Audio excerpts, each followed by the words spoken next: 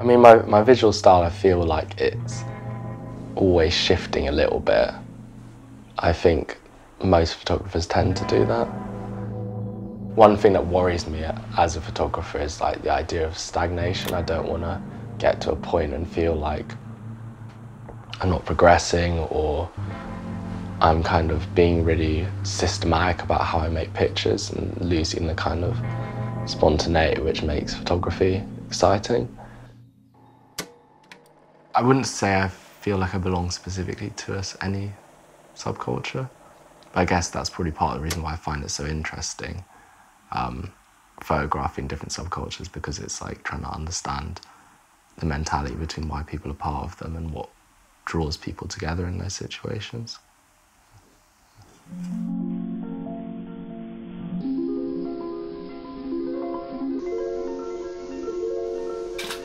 Well, personally, I don't feel like I fit into one specific group of people. There's no, like, I have an unusual background. I'm like Nigerian, Irish and English, and there's not really very many people like that.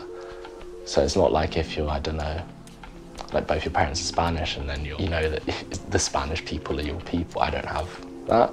So I think that's allowed me to kind of adapt in different ways to different circumstances, and that helps me to build those connections to make work that feels intimate and feels like there's like a bond with the person you're photographing.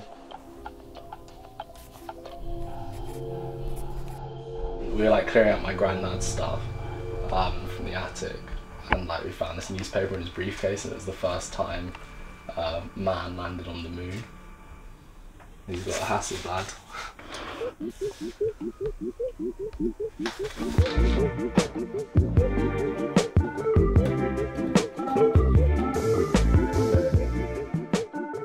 So I guess for me, a lot of the time, the work I make is reflected by where I am in my life or how I'm feeling. This is like the first time I ever had work published in like a weekend magazine. It was a little bit surreal seeing work in like a national newspapers magazine. I just thought that was really weird layout choice, having the luxury champagne advert next to the project. Like when I did like Concrete Horseman, I was going through like a process of kind of understanding a lot more about like what it means to be black in America and stuff like that, and like blackness in general. And I was reading like James Baldwin and Malcolm X and people like that.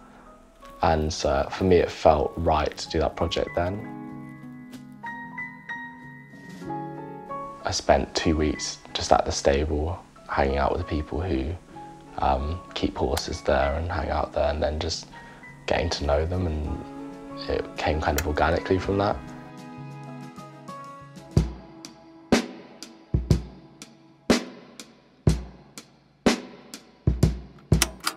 I took this picture in France, I think it was 2014. And that's my girlfriend. It was kind of early in the morning, and I woke up to go get like some water or something in the kitchen, and she was asleep in bed, and I came back and there was like this patch of light coming through the window. So that's my younger brother. We used to like go to places and do graffiti together sometimes. I think it's like a bat sanctuary or something.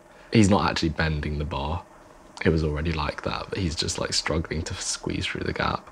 It's kind of interesting looking at these pictures now. It reminds me of like a kind of maybe a little bit of a simpler time in my life, where it's just like you just hang out and kind of you don't have to worry too much about kind of responsibilities and things like that. This was taken in my dad's flat at the time. I think Shay had just like washed his face or something, so he had his t-shirt off and he came in.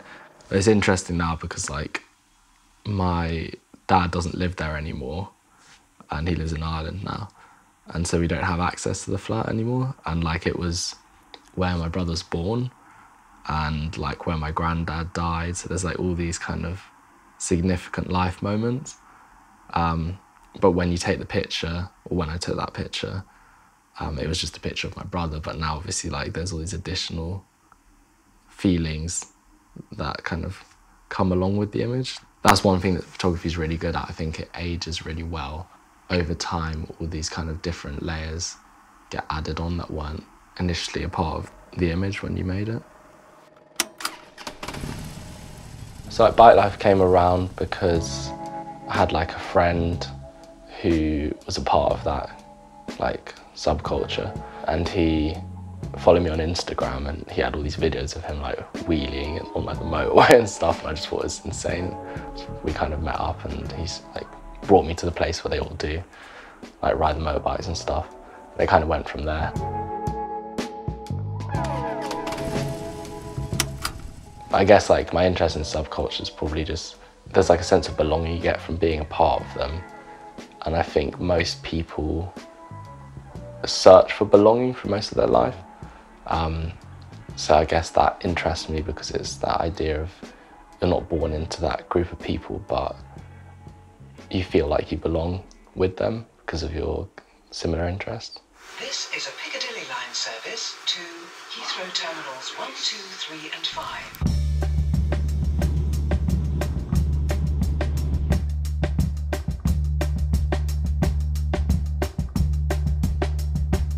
These metamorphic supernatural forces dominate what I see. A Gemini duality, personalities always conflicted. Another puddle. We're in the area surrounding Heathrow Airport. I'm doing a project with a group of other photographers, and we're all photographing one end of each of the tube lines.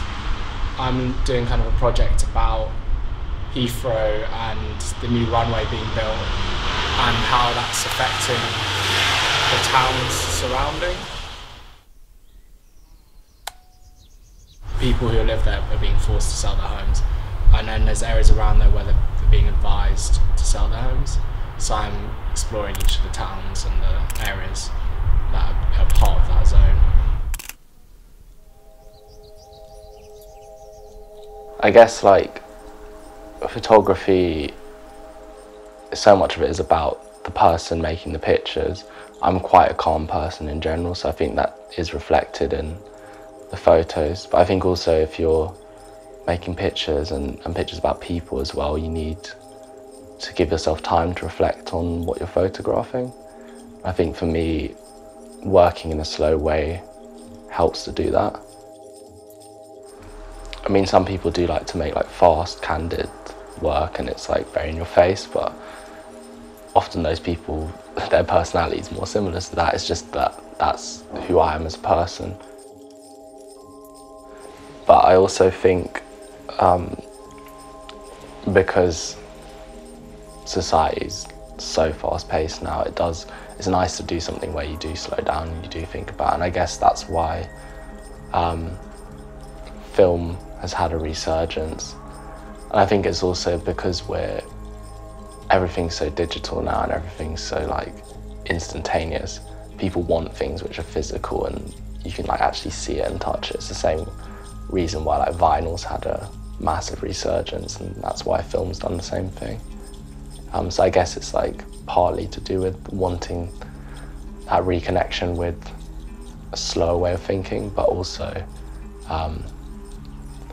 I guess it's because that's how I am as a person and that's how I see the world.